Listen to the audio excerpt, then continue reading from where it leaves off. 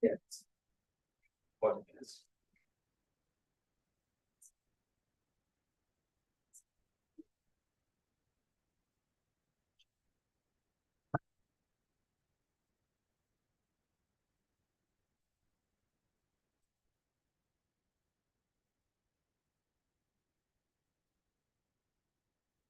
All right.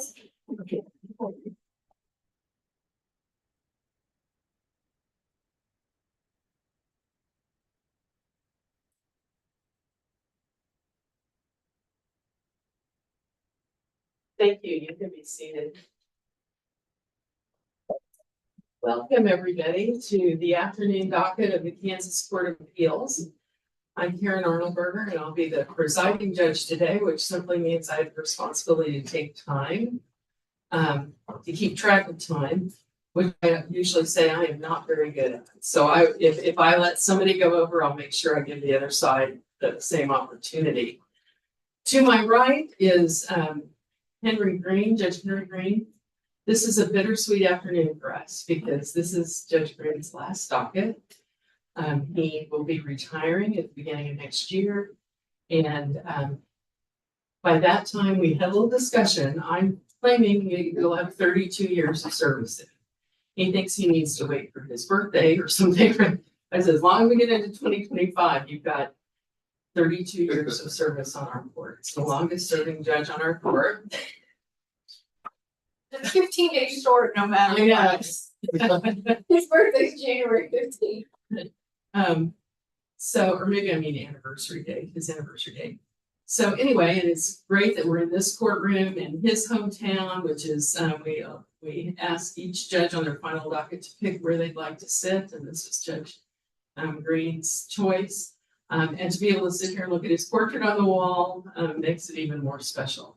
On my left is Judge Stephen Hill. He was a district judge in Miami County for many years, and he wouldn't tell me an exact number, but I think we're thinking he's been a judge for close to 40 years. More than 40 years.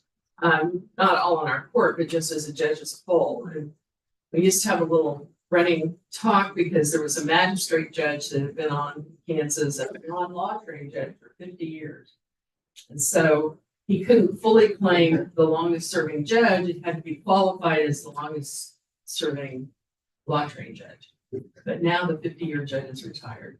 So Judge Green or Judge Hill is the longest serving judge in the state of Kansas right now. Okay, all of that's beside the point, I guess. But we're very happy to be here today.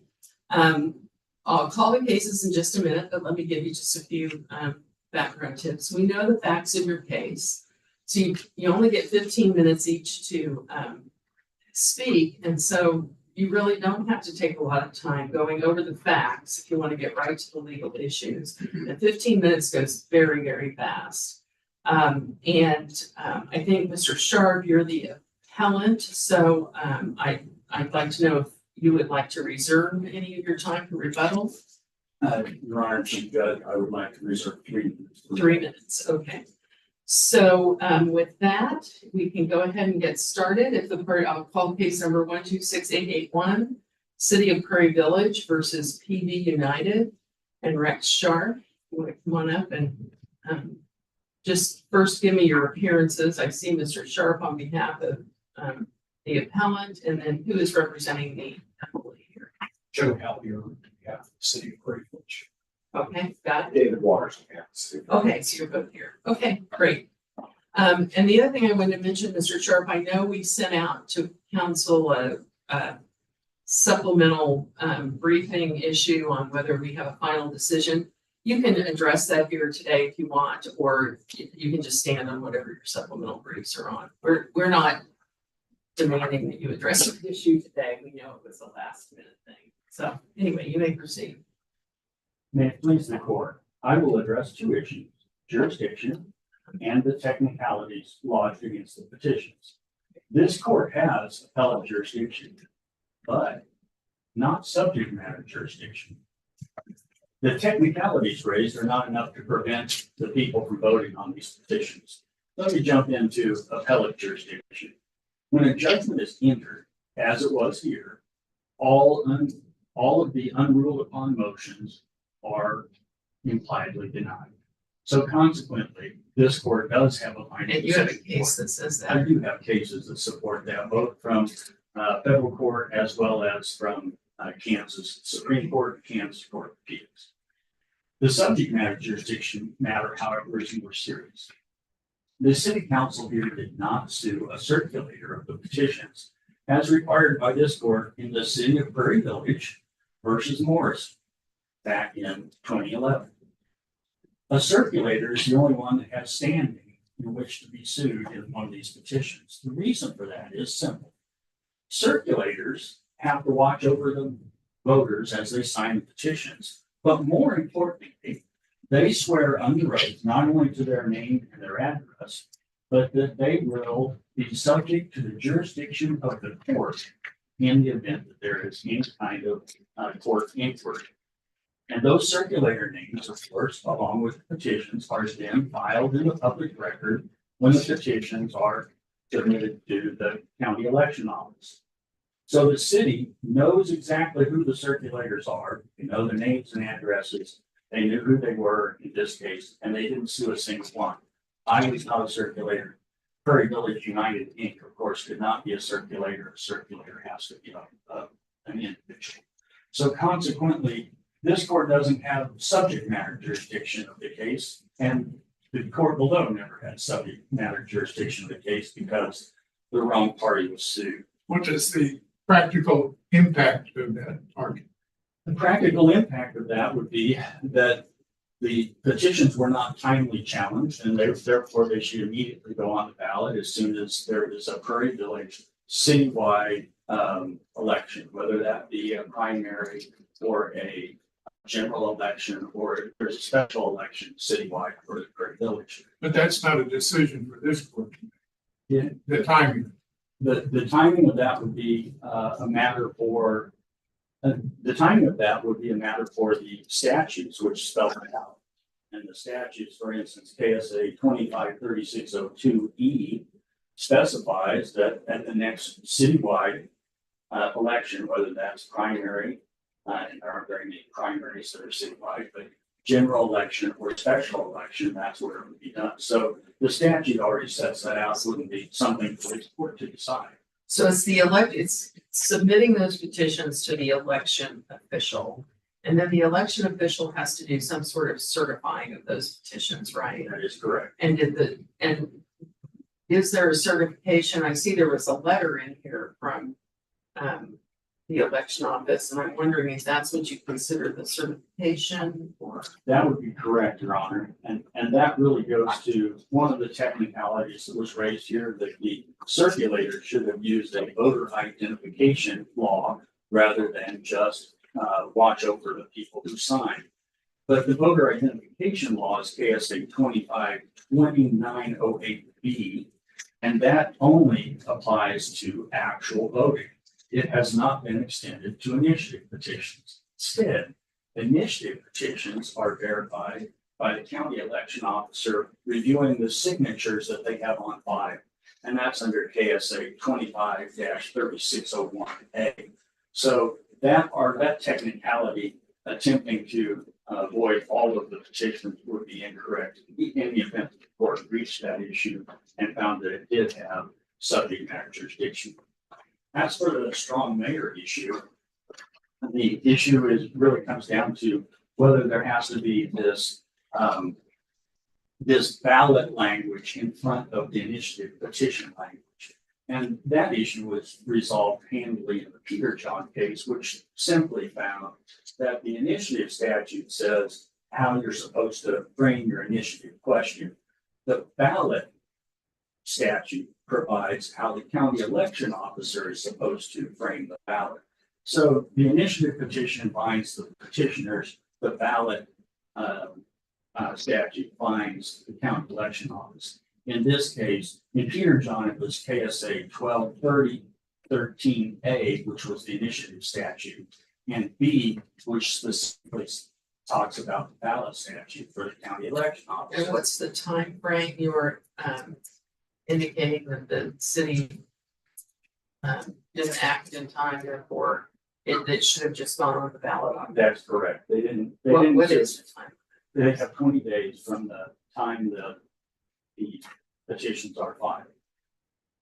So actually, They it's from have the time 20 they're certified, days to bring an action, 20 days after they're certified by the county election officer. and that letter, and the letter, you know which one I'm talking about in the I do. election, there's 3 of those letters that say And that that's considered the certification, although it doesn't say I certify. it is considered the certification.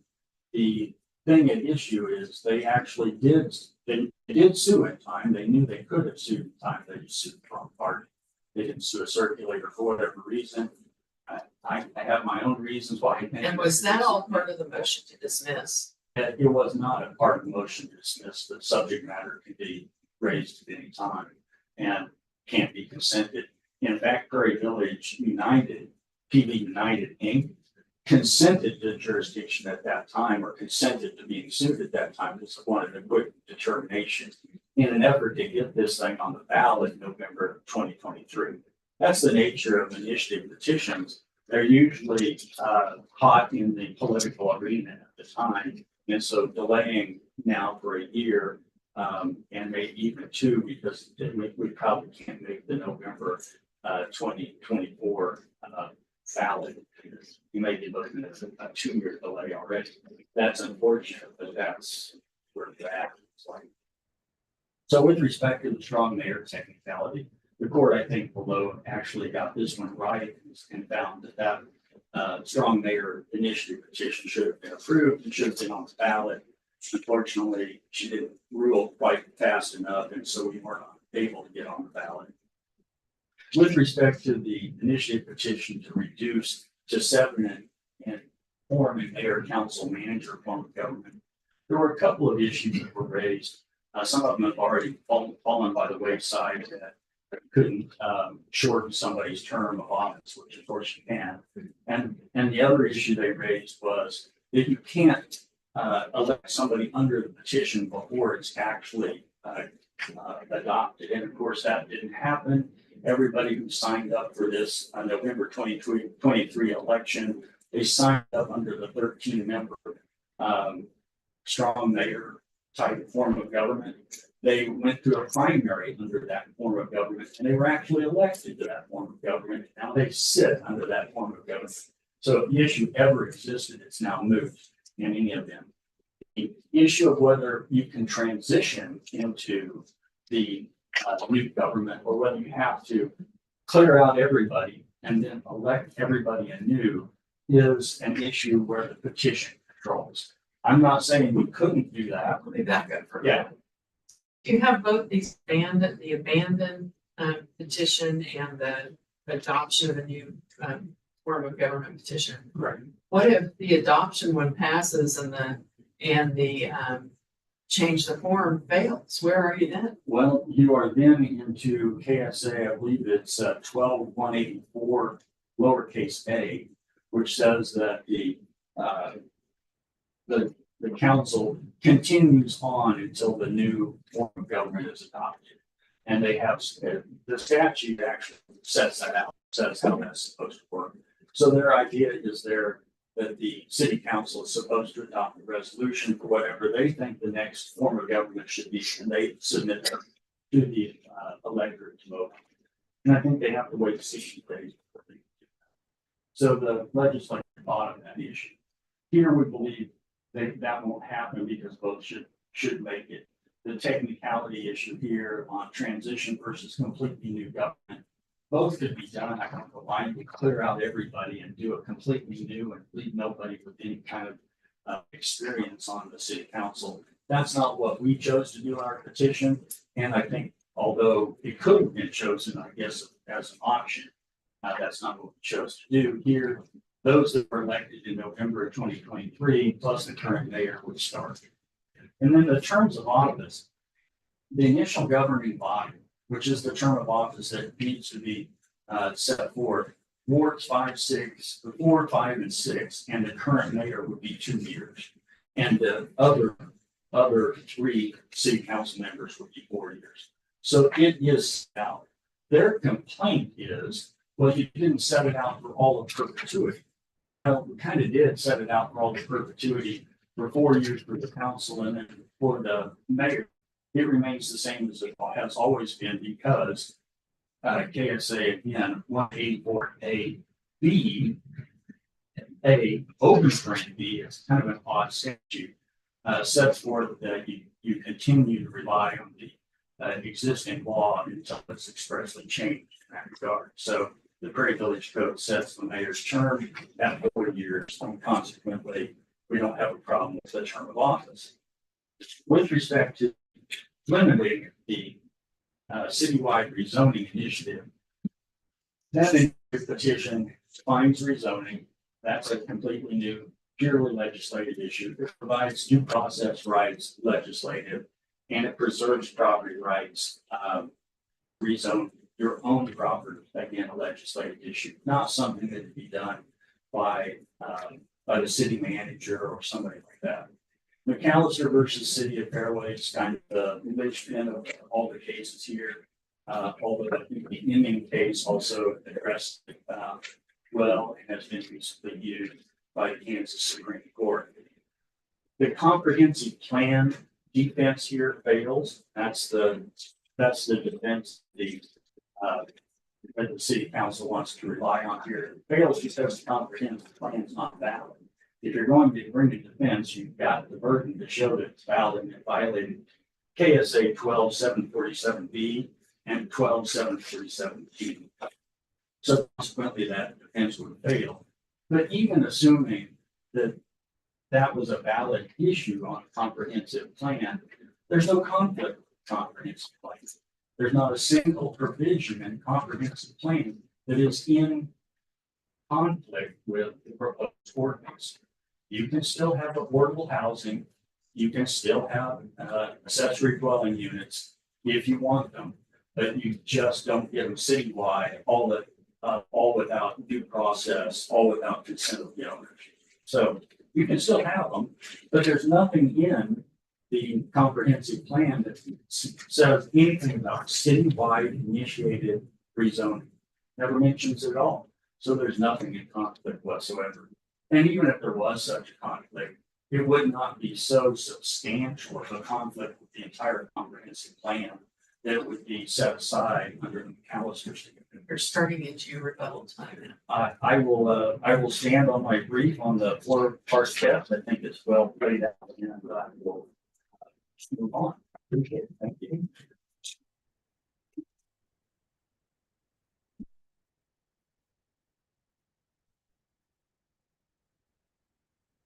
Yeah, please support. I wasn't planning to address this necessarily, but I will touch on the subject matter jurisdiction argument. First of all, whether a party is the proper party or not doesn't deprive the district court of subject matter jurisdiction. That's a totally different concept. Moreover, in their motion to dismiss, the defendants, appellants here, admitted that PD United Inc. was a proper party. They said it was a quote moving force, close quote, behind the petitions. And that's a pretty important phrase, because in the Morrison case on which they relied, the court said that in that case, circulators could be a proper defendant because they were a moving force behind the petitions. Morrison doesn't say that circulators are the only proper defendants. And we believe that with the admission that PV United Inc. was a proper defendant and a moving force, it was a proper defendant. I'm going to reserve for our supplemental brief this question whether there's appellate jurisdiction, but I did want to touch on that. It's such a highlight of Mr. Sharp's argument. I'm going to go into the substance of the case. Case took some twists and turns, as you probably saw in the district court, but we think the district judge, for the most part, ultimately got it right. When I first talked about this adoption petition, The city's view is that the petition plainly violated KSA 1239 because it asked voters to adopt a new form of government and elect the governing body under that new form of government in a single election. The statute could not be clearer. At one election, voters are to say, yes, we want this new form of government. The statute says at the next city general election, next means next, you then vote in the people who want to run under that new form of government. You can't do what this petition tried to do in the zeal to get the incumbents out of office. And this case demonstrates exactly why the statute is written the way it was. There were 12 members, are still 12 members on the city council, 2 from each of 6 wards. Only 6 of them were up for re-election in 2023. 6 had been elected in 2021 to a 4-year term. The 6 who were not up for re-election couldn't have filed for election in 2023 because their terms hadn't expired. They were still in the council. They literally could not file. Mr. Sharp, for whatever reason, decided to submit these petitions after the filing. So the 6 incumbents could not run under this new form of government. It was too late for them to file. And the district court towards the end, he said, well, they run as a write-in candidate. I think we know what happens to write-in candidates. That's not a good solution, and it's violative of the plain language statute. This petition, had it been passed, would have deprived people who had a right to run for election of the right to do so, because they had to file it. And as we also pointed out in the district court, this would have led to chaos had the district court not intervened. Because let's suppose this petition goes in the ballot and it gets passed.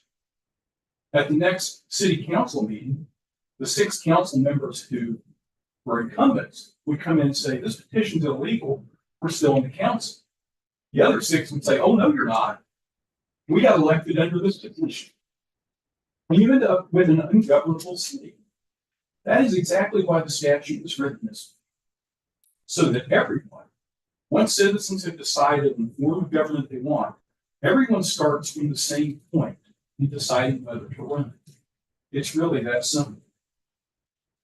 Petition was also substantively illegal because it did not specify how long the mayor's term of office would be.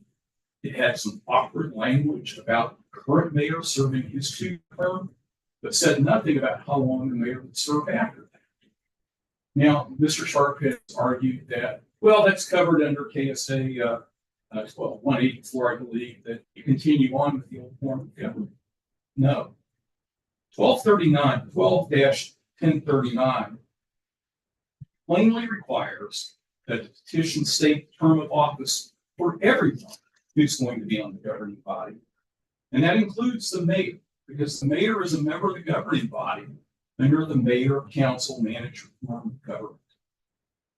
That's just another example, in our view, of the carelessness with which these petitions were drafted. And that's a good segue to start talking about the rezoning petitions. We think there were also glaring problems with that. As the court notes, administrative ordinances are excluded from the petition and referendum process. And under this court's decision in Wichita versus Jill and the McAllister decision in the Supreme Court, the rezoning petition here sought the adoption of an administrative ordinance. And we don't believe that this court has to go into the 4-factor analysis of McAllister because Fitzgerald and McAllister's facts were so closely aligned with the facts here that the decision almost writes itself, because we have the same issues here that led the courts in those cases to find that those were administrative ordinances. The heart of the problem, and this is from Chris Brewster's declaration attached to the petition, is that the rezoning ordinance sought to anchor the city's comprehensive zoning order, not just the comprehensive plan for the code itself. And it also would have been at odds. Those 2 things alone were enough to taint the ordinances in both McAllister and Fitzgerald. So too here.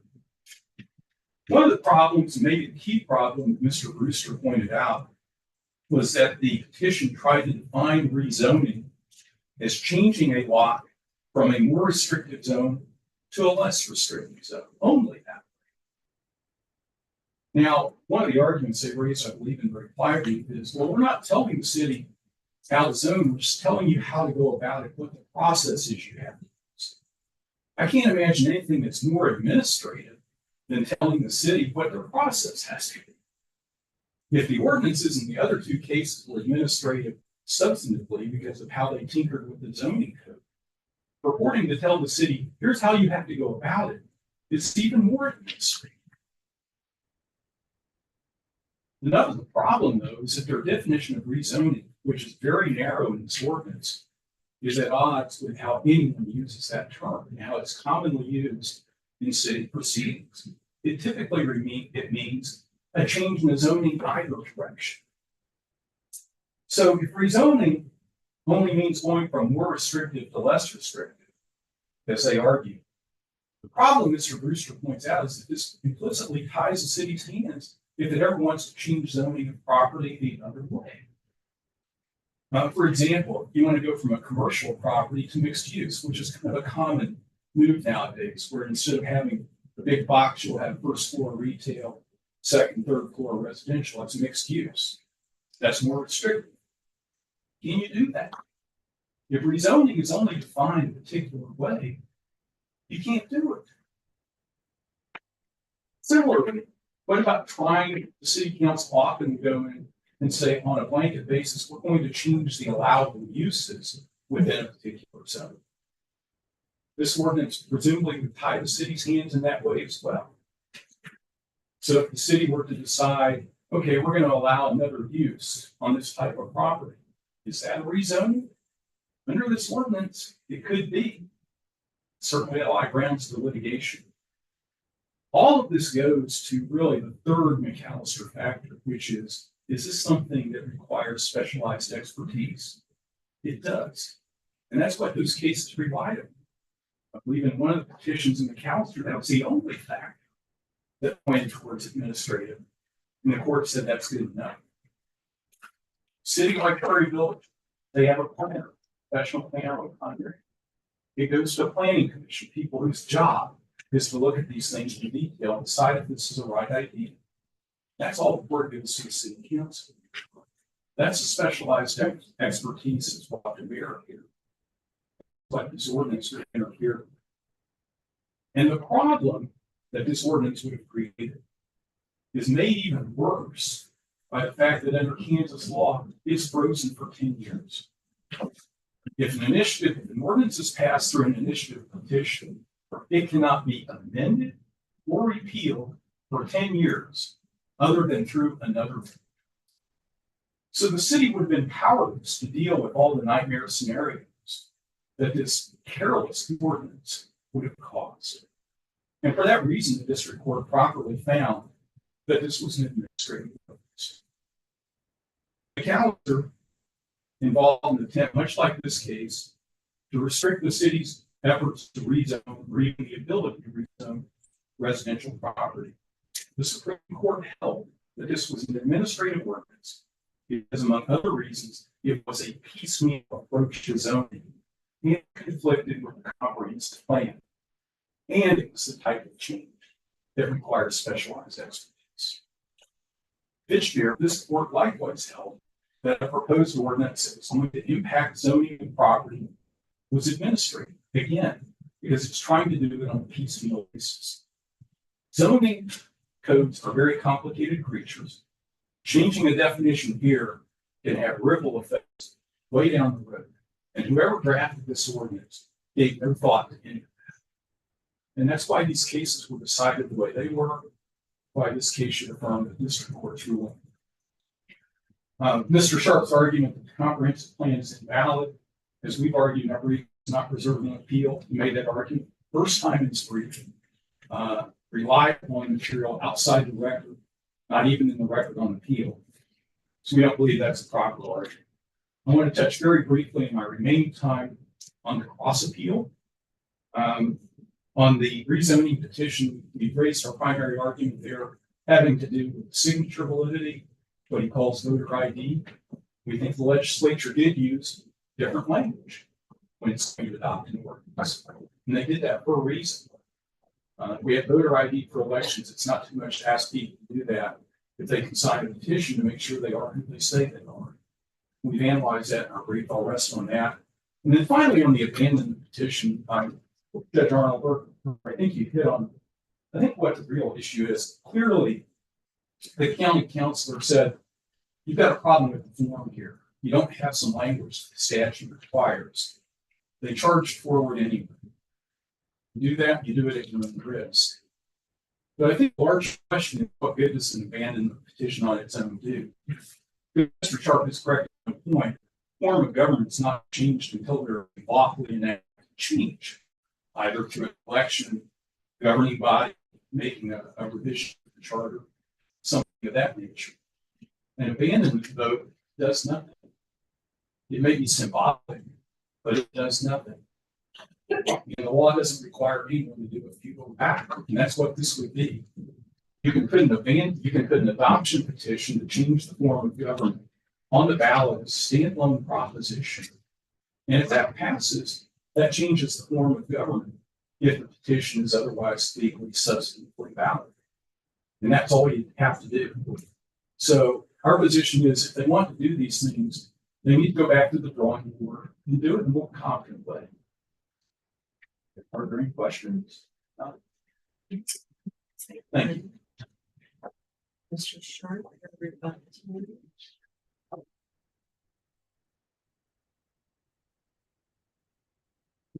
What's your response? How are McAllister and Fitzgerald different?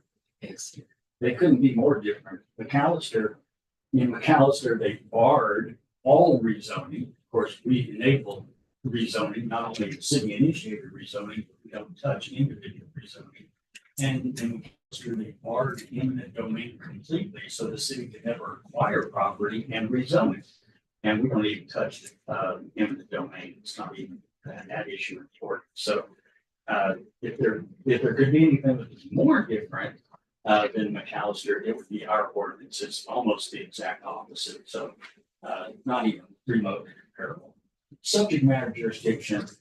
This court held in matter of the state of Choggy, 56 KA second 983, Solas 1 and 2. The standing is a component of subject matter jurisdiction. Can be raised at any time, even by the court, and is a question of law. And of course, PV United cannot consent to jurisdiction. It's subject matter jurisdiction. They sued the wrong party. They knew they sued the wrong party. Why? Because it's an unincorporated. It's because it's an incorporated company and it was never a circulator. They sued me, and I'm also not a circulator. At the same time, all of their attempt to sue Prairie Village as So you're now saying that there's no jurisdiction over any of the three entities. But is he correct that you all did stipulate at one point that there was jurisdiction? I know you can't stipulate jurisdiction, but. And PV United didn't contest jurisdiction, and the reason they didn't was because they wanted to see if we could get this thing on the ballot this time. But that's the issue.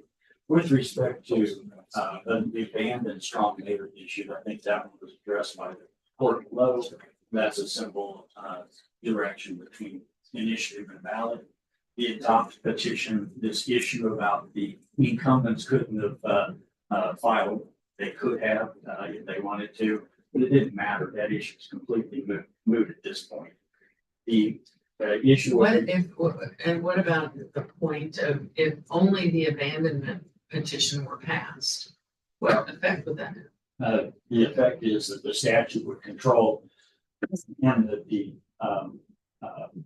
existing council would continue on until they got a new form of government. Which they're would be required to do from the petition.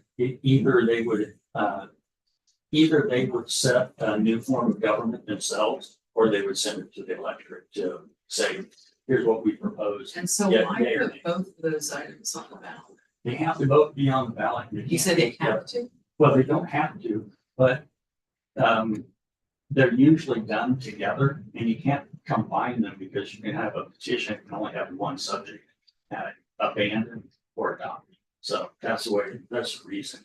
With respect to rezoning, it's not in conflict with any law, no state or even local law.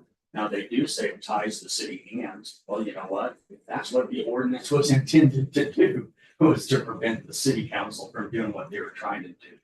The technicalities here don't impair the centerpiece of what each petition is plainly trying to accomplish. And could you just explain, just the bottom line is, what was broken here with regards to rezoning that this petition was intended to get at? What's the underlying, what's going on here? What's going on? Yeah, what's going on here is, the city council had an idea that they wanted to destroy R1, which is single family residential zoning. It's 90% of the entire city. And they wanted to destroy that by allowing everybody to put a rental, what they call ADU, accessory dwelling unit, in the backyard of their house. And they could do that without any rezoning, without any notice to neighbors, without any opportunity to be heard, and remarkably, without even the consent of the owner of the property saying that's what I want.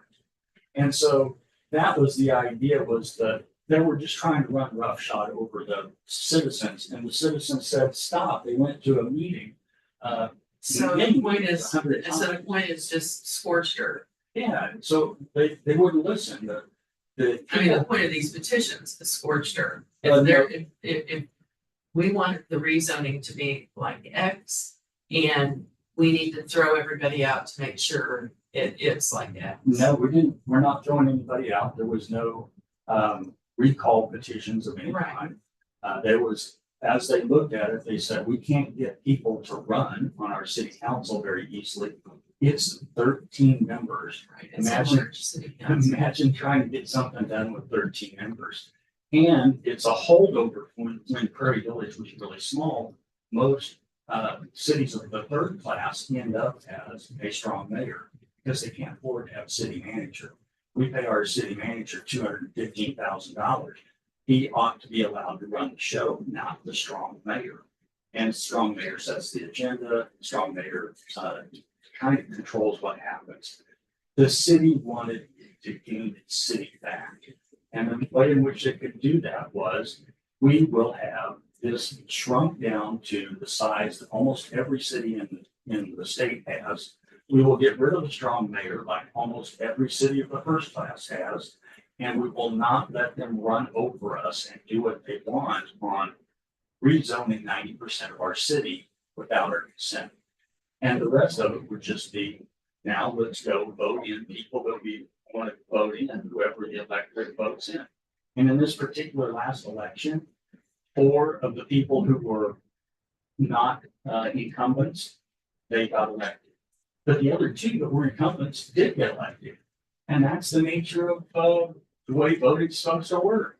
Sometimes you win, sometimes you lose. And here's all we're asking to is get a chance to vote. Their policy arguments that they made that might tie our hands further on down the road, those are issues to tell the voters about. Don't vote for this because we don't think it's good for the city. You're entitled to say that.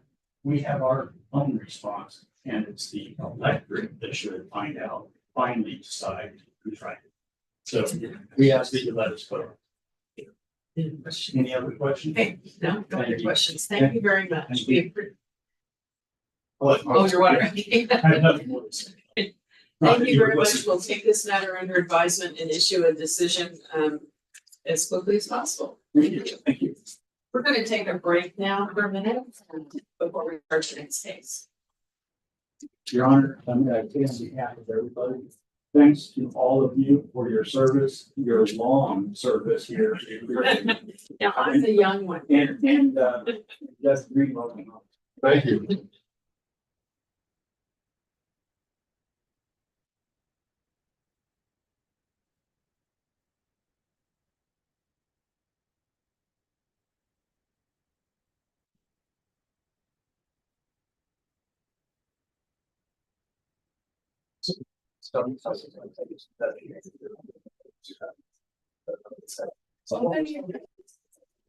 See, that's a lot of times nothing says all right.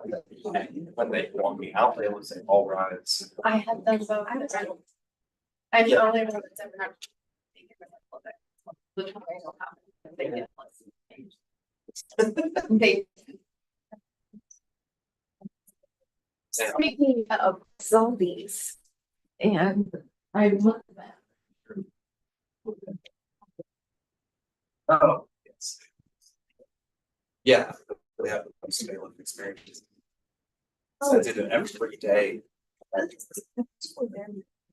Yes. For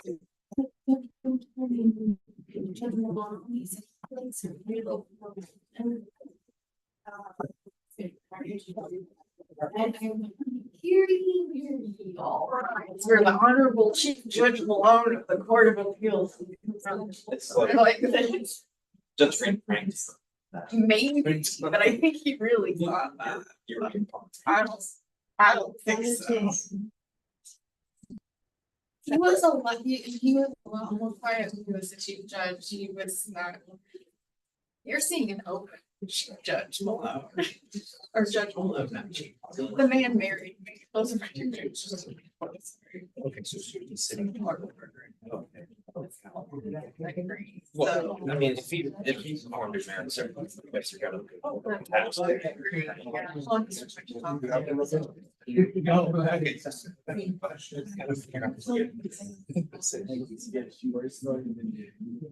Maybe the D is important. My mom, and sure that her maiden name is in the middle, that D in here for my mom. Inspired.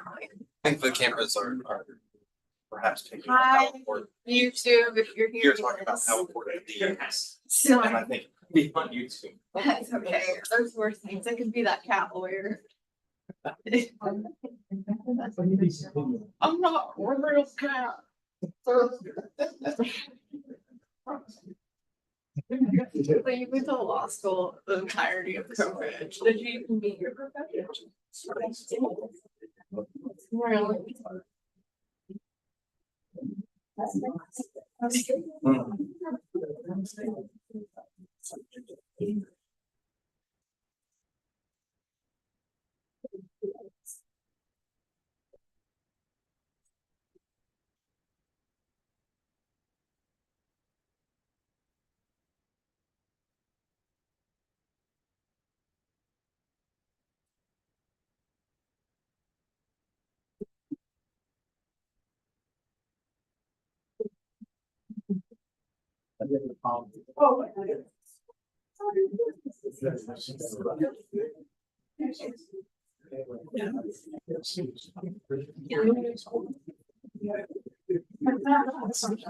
Why is it? There's no sunshine. This photo of me.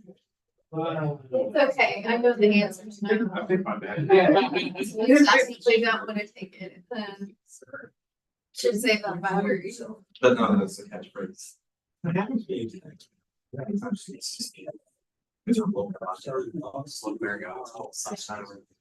Well, that's probably gonna help us stand here. Think out of you. Did you hear that? Maybe it's not one thing. I looked at one in her like. So, yeah. Police scanner. It's paper based test because the police order leave, so we would have to listen for anything. We did it. That's good.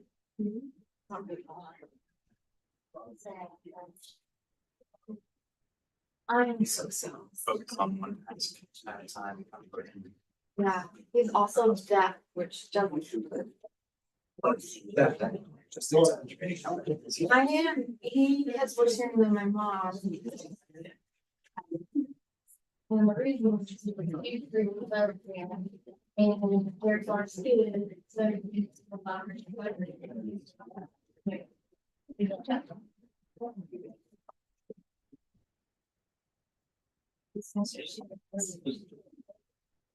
Not very talking to ride.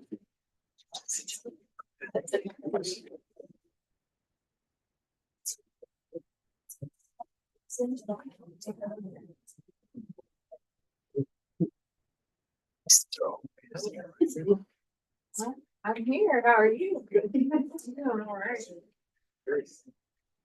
Haven't seen it personally here. Was that right? Yeah, I didn't take the turnpike. I thought it went on the street. My loss. Oh, sorry. I just have to do my job. Well. It's 300. You already?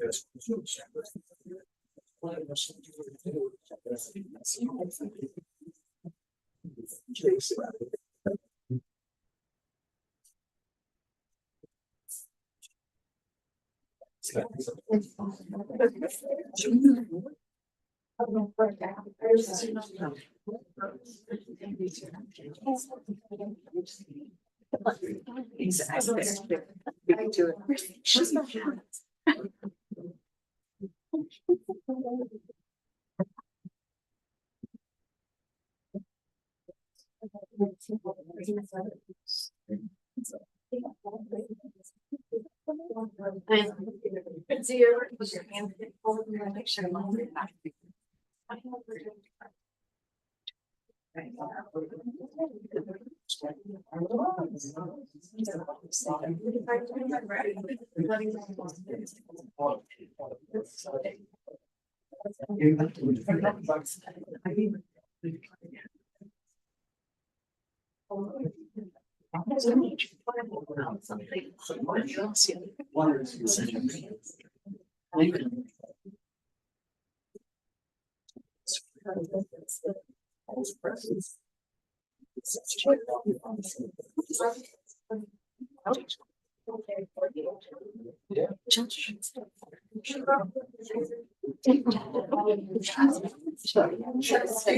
Should we go tell them?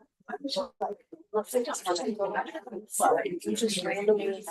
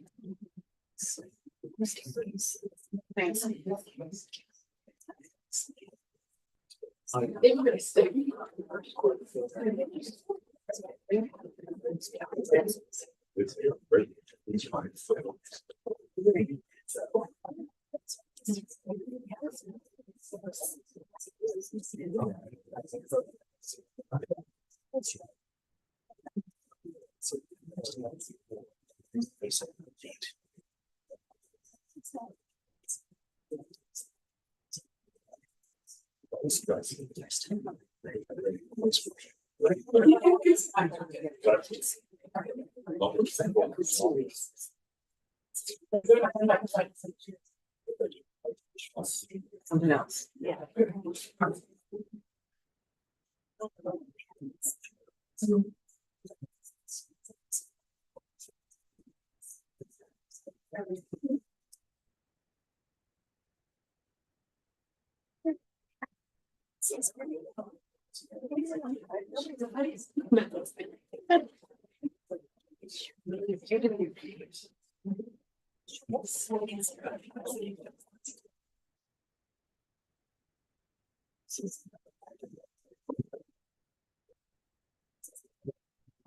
Judge Green, I believe you have some.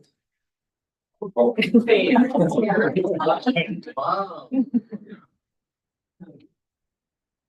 those of you here, we're about to start our last case of the day. To my right is Judge Henry Green, whose picture is on the wall there. You guys know I can't do this. This is his very last case, his very last docket. The judge for 31 years on our court. By the time he retires, it will be 32 in January. But we are so honored to be with him today as his last docket. And he has served this state very well. To my left is Judge Steve Hill. I'm Karen Arnoldberger. I will be presiding today and simply keep time. Thank you. You may be seated.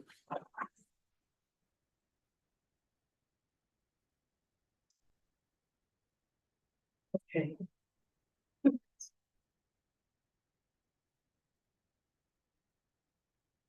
So the last case on the docket is Jamie R. Brown versus Payne and Jones. If the parties would state their appearances, please. Your Honor, Zach Gray, Polish on behalf of the appellant. Rachel A. Rietto on behalf of the applicant. Rachel, I'm sorry, what's your last name? Oh, Rio, R-I-O-U-X.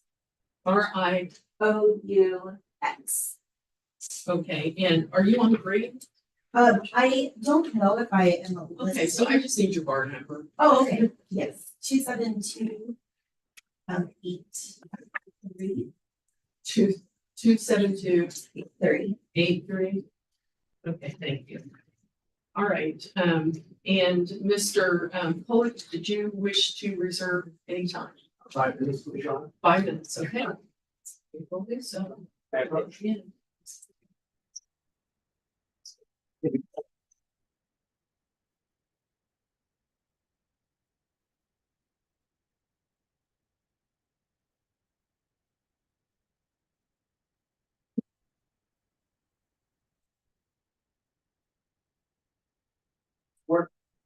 Again, my name is Zachary Kolich. It's my pleasure to come in here, serving on Judge's final day here. On behalf of Ms. Brown, the appellant, and in the workers' compensation matter commonly referred to claimants.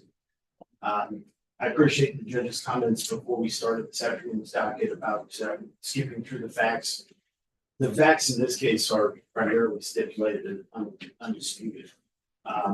Ms. Brown, very quickly and succinctly, Ms. Brown fell, of course, on June 4th, 2021 from a ladder, fractured the right wrist, had surgery, had hardware implanted, and not surprisingly, sustained permanent impairment as a result thereof.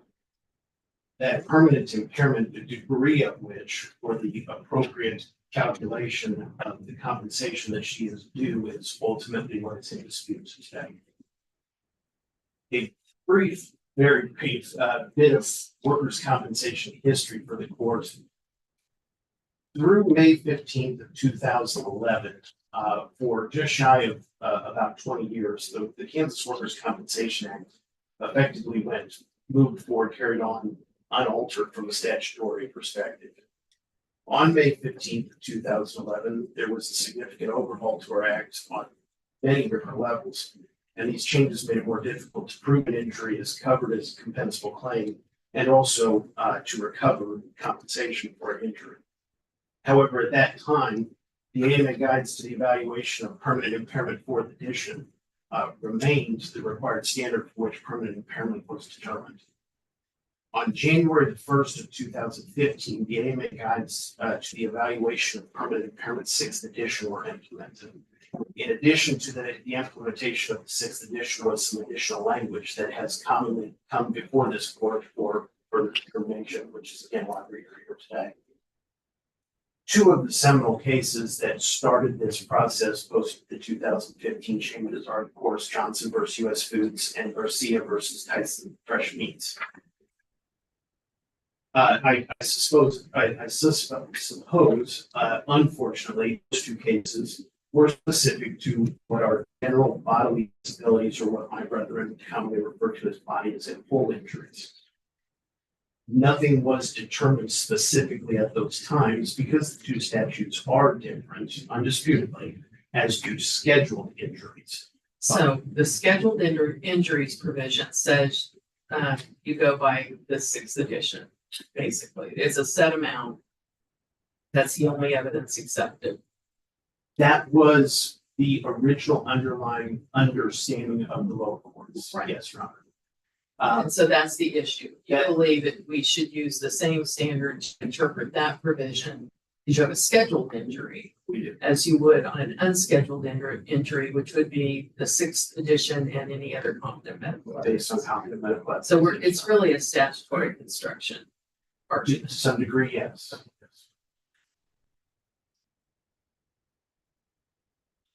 Those cases, Johnson, Garcia, to some degree, Pardo, later in more recently in time, have come before this court. Johnson, in fact, went up to the Supreme Court for a final determination. Those cases were very helpful. They were instructive, they provided guidance in determining permanent impairment for scheduled injuries, including the Garcia case, which although Garcia's case involved an injury to the body, the court used an example of a hand injury, which would, in its determination, which would be, of course, a scheduled injury, not a non-scheduled body as a whole injury. Again, those cases were very helpful. They're no longer necessary. We now have, very importantly, and most, maybe the biggest reason why they're not important today for today's purposes, we now have this court's finding in Weaver versus Unified Government of Florida County.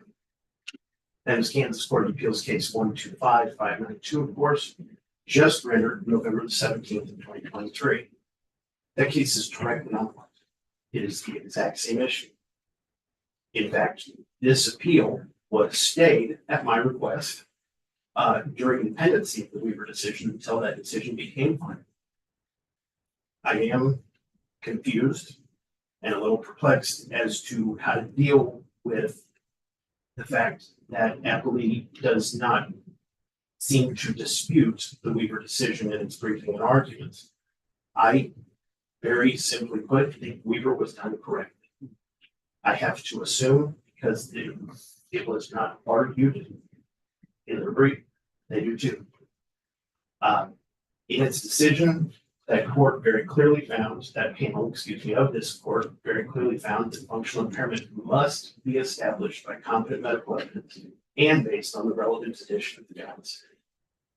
The final statement obviously refers back to the change from the fourth to the sixth edition. The court also went on to say that that definition applies regardless of whether a worker has suffered a scheduled or non-scheduled injury. And lastly, that the plain language of KSA 44510B-B23, when read in context, counsels that the guides serve as a starting point, yet not necessarily an ending. Very consistent language with, of course, the Johnson. Or do agree with that, correct?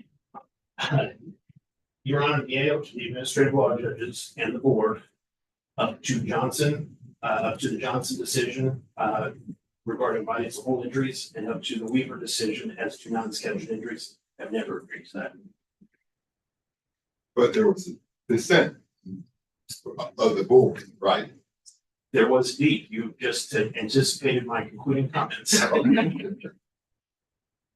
That's why he's been here. And the dissent disagreed with.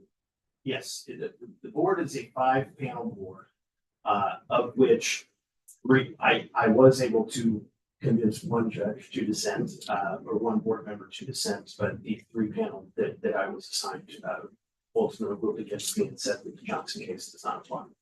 And the Weaver panel picked up on that dissent. Is that correct? As far as in deciding. Weaver was also denied, excuse me, not denied. Weaver was a compensable claim, but Weaver also strictly adhered to the 6th edition of the third board. It was only at this court that Well, I mean, when I mentioned I was meaning our court, Weaver, they picked up on the dissent, right? I think that the Weaver language in their ruling and final decision very essentially mirrors board member Carpinelli's dissent language. You're not arguing that we're bound by the Weaver panels.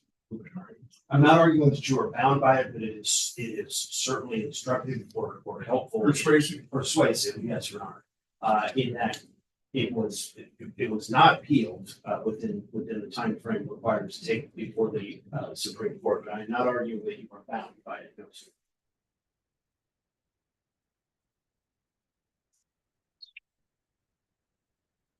One thing that obviously this court is well aware of is there are decision in that Weaver. And that is one of the 2 reasons why I don't feel that Johnson and Garcia any longer are the fallback to, oh yeah, and apply those to non-scheduled injuries. Second reason, one the court may not be aware of, is because it has just happened this summer, since the Weaver decision, since these briefs have been issued, and while waiting for this appeal, is that the Weaver decision has effectively been codified. The Kansas legislature codified Senate Bill 430, and it was signed into law as of July 1st. KSA 44510 DB23. Say that again. I'm sorry. KSA 44510 D small b 23. Now reads, which is the non-scheduled, excuse me, it is the scheduled injury statute, that the loss of or loss of use of a scheduled member shall be the percentage of functional impairment employee sustained on account of the injury as established by competent medical evidence and based on the 6th edition of the American Medical Association. So basically make those two statutes read the same. Effectively, yes, Ron. How should we react to that? In this specific case, Ron? Yes. In this specific It's the only case, one that I have before me. very well. In this specific instance, I would ask that the record stands on its own. And I would ask for an award based on the only evidence in the record to consider. I'm talking about the revisions to the statute.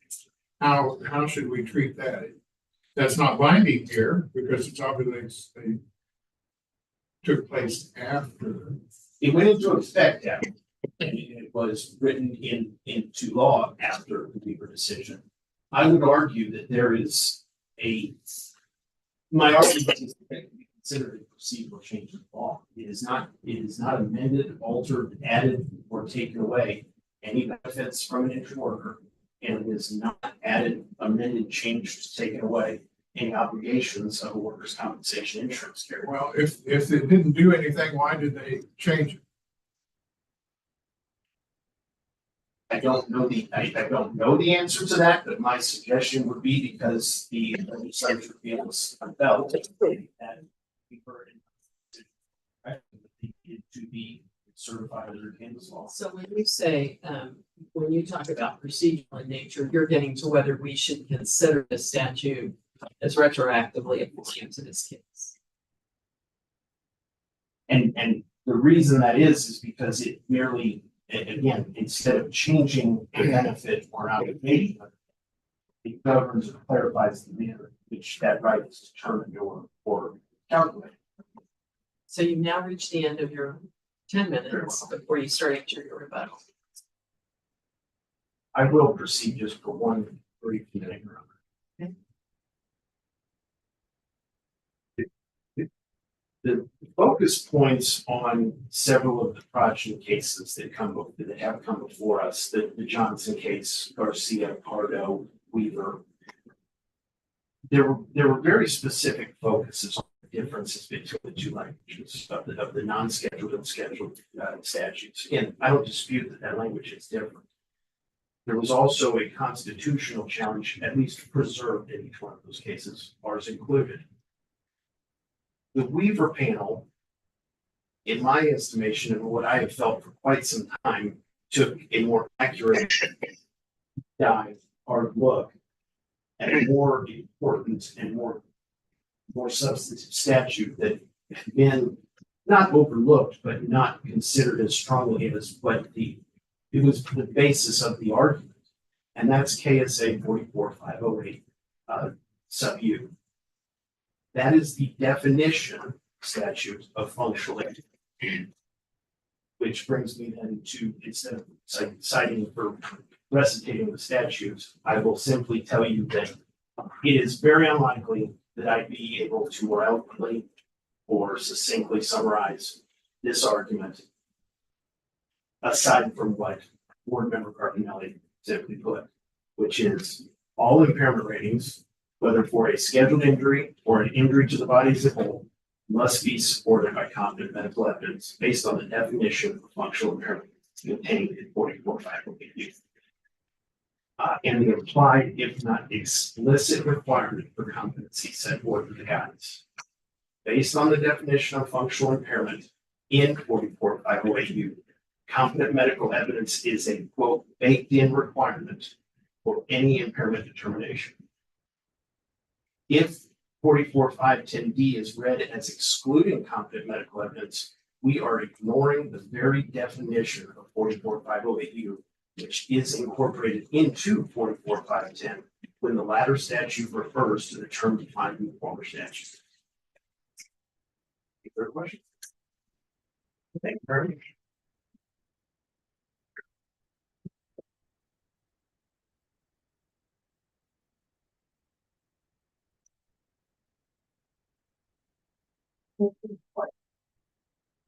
Thank you again for being here today and hearing this case for oral argument. I do want to just say that we do understand that this court has already rendered a decision that opposing counsel is referencing in Weaver. And standing here today, I'd like to request this court reconsider that interpretation that was rendered in Weaver in finding that a scheduled injury must not only start at the sixth edition, but then also apply consider competent medical evidence when reaching an impairment.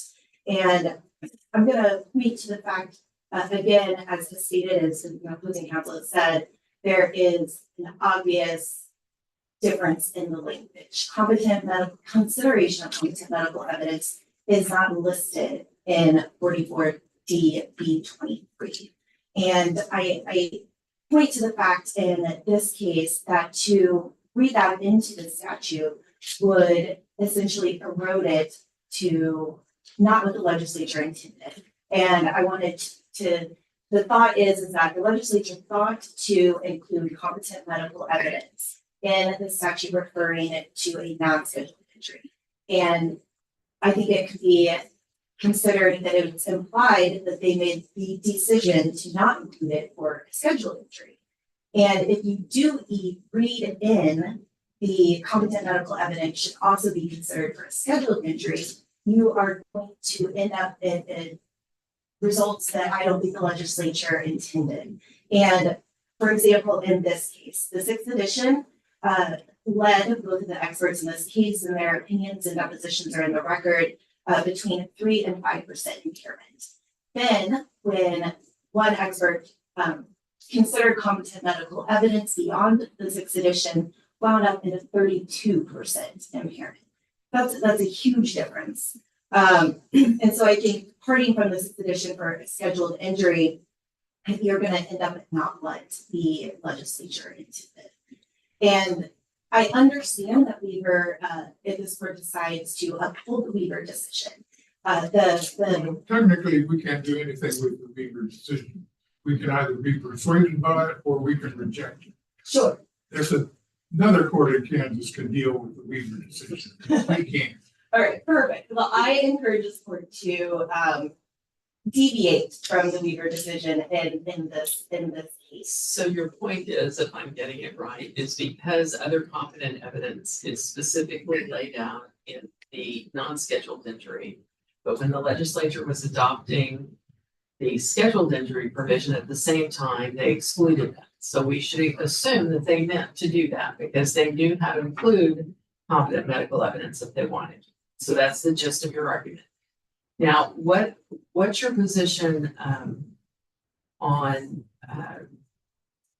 retroactivity of because now we know the legislative intent was not as you think it was, or at least their current legislative intent may be different.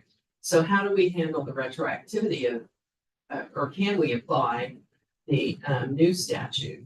I think if you apply the new statute to this case retroactively, that sets a dangerous precedent for chaos, for any sort of statutes in the future that get enacted during what people see an appeal. You're going to be sending cases back all the time because and coming up with courts on the remands to apply new statutes that are in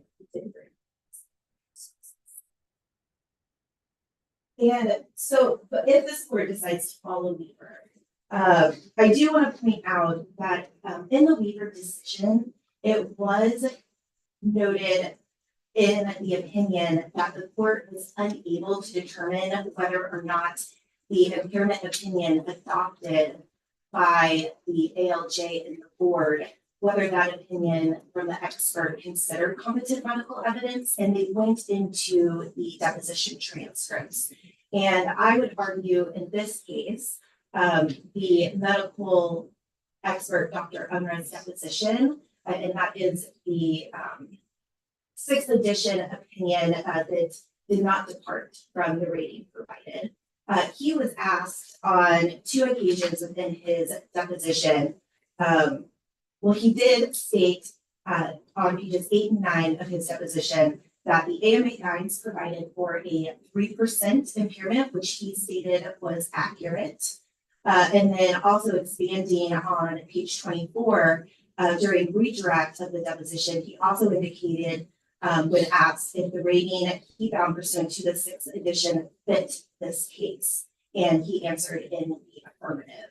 So I want to point back to Weaver, and that Weaver also specifies that you don't have to depart from the 6th edition. An expert can determine that the 6th edition fits an injury for a case.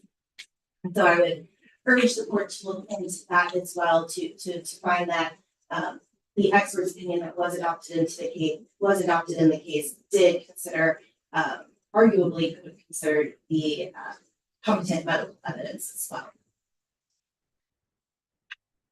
And then I also In want that case, we would just say, our holding you're suggesting would just be, it doesn't matter what the statute says, if it says competent evidence or not. In this case, they considered other competent evidence or considered that they could go outside the 6th edition. yes, that is correct, Your Honor. I also wanted to point out, I know that there was some talk about if the interpretation of a scheduled injury you find does not allow for deviation from the 6th edition of the guides, there is the constitutional question, whether or not that would render it unconstitutional. And I know to look at this, we're going to be looking at whether or not the statute promotes general welfare and whether it's a substitute quid pro quo. So I just want to briefly touch on this. I would argue that the application of the scheduled injury statute to not go beyond the guides would promote general welfare. So you have a workers' compensation system where employees get injured, and having the more set, here are the guides, that is going to lead to a more swift process than things being litigated whenever you have a case where one party is at 3% impairment and the other one's at 32. And so it just makes it, helps promote a cohesive and more streamlined process when dealing with scheduled injuries. Can you just argue that 3% being smaller is swifter? And that's more satisfactory than getting the 32%? No, Your Honor. I was just, it's so in the 6th edition, I also want to point out that you're not, the expert isn't not necessarily bound by this injury is 3%. They are given ranges still within the 6th edition. So whenever you have a body as a whole injury, I know that it is from Johnson, you utilize competent medical evidence. And I understand typically body as whole injuries are called being head injuries or, back injuries, things like that. But when we're talking about a broken wrist or fingers or torn rotator cuff injury, I think that the point of the statute for scheduled injury not mentioning the consideration of additional competent medical evidence is there so that it can make room for the parties to hopefully be able to reach a settlement without having to clog up the courts, so that the ALJs have more time to then consider other issues that are on the docket that need to be litigated. You talked about a range. In this case, the one expert said 3%. The range in the guide is 3 to 5%. So we're not Correct. talking about a huge. And yes, Your Honor, I know that it is that for this case, but other injuries do have bigger ranges. And I don't have my book of the guides with me, but I looking through that, I'm seeing anywhere between 10 to 25, and there are bigger ranges than just the 2% between some of the other injuries. So I guess in conclusion, I would ask the court to interpret the scheduled injury to not allow for consideration of other competent medical evidence and have to be rendered from strict adherence to the sixth edition of the AMA guides. If not, I would also argue that the expert in this case, Dr. Unruh, through his deposition testimony, would consider competent medical evidence and found that the rating provided by the sixth edition did fit this case.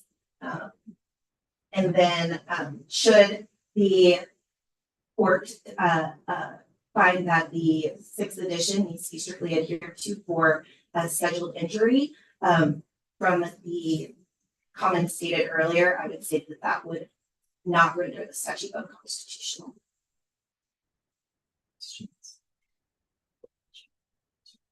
Thank you, Your Honor. We have about 4 minutes left of your rebuttal.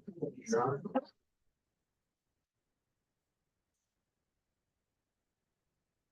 Your Honors, as for the constitutional arguments, I will stand on the arguments laid out in my brief. It is obviously much more detailed and certainly not something to get too far into the weeds for today's purposes. I would, however, like to point out something that I know the three of you are very well aware of, is that when the Johnson decision, and again, that did apply to non-scheduled injuries, when the Johnson decision came out of this court, it was determined that that was the proverbial straw that broke the camel's back in terms of making rendering the act unconstitutional at that point. Now, we also are all well aware of the constitutional limits of the determination that we have the Supreme Court thereafter. In terms of Dr. Unruh's 3% as being determined as it does indeed consider competent medical evidence, I take issue with an argument that the statute implies at best that competent medical evidence be included. When we, in order to imply it, we would have to just ignore 508U, which is a black and white on paper in the statute definition of what functional impairment is. There's no implication, there's no inference. That is the definition of functional impairment. So your argument would be under the unscheduled provision, the additional language of competent medical evidence was just surplusage. They could have relied on the definitional section of functional impairment. I absolutely am with that and agree with that wholeheartedly. In fact, Board Member Carpinelli's dissent, he used the phrase superfluous. I would use the phrase, yes, I would use the word redundant, unnecessary.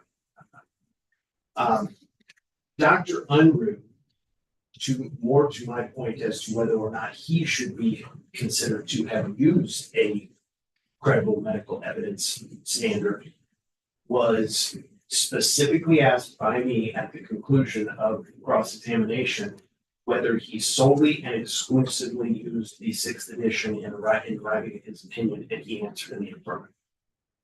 So he said yes. He said yes. And that, take him at his word, he obviously didn't seek out any additional competent evidence. Now, according to his answer, when I asked him if he solely and exclusively utilized the sixth edition in arriving at his 3% impairment opinion, and you take the man at his word. You've been asked to reconsider Weaver when that was not asked before. You have been told We can't reconsider. You've been told that using a definition in a different statute, using the phrase that's been defined would simply be implying. Can't agree to either one of those things. I think those arguments fall short. I asked that the record stand on its own and that Dr. Zimmerman, that we be issued an award in this matter based upon Dr. Zimmerman's findings, as he's the only doctor to follow the correct standard. Would also point out finally in conclusion that Dr. Unruh had the opportunity to testify otherwise. Counsel had the opportunity to prepare him for that. The Johnson decision was rendered. They were well aware of the arguments at the time that were coming down the pipe. This is This is something that the record is prepared for the issuance of an award. At comparison to minimums, I ask that you please recommend it for consideration. Take Dr. Zimmerman's additional opinions that have been completely not necessarily ignored, but not even looked at by the administrative law judge nor the board by their own admission, based on the, in my opinion, their misunderstanding. They were not allowed to look at that evidence. So your remedy, you believe, would be for us to just go ahead and accept Zimmerman's, not send it, Dr. Zimmerman, not send it back to the board to use the proper, the ALJ or the board to use the proper framework. I believe the proper framework has been accomplished throughout the litigation of the claim. But remanding it, I would ask that my remedy then would be a request that the lower courts be instructed to, that they must consider this graphic medical evidence in addition to the 6th edition, which should be should be used as the starting point, which is what we've been told by the Supreme Court.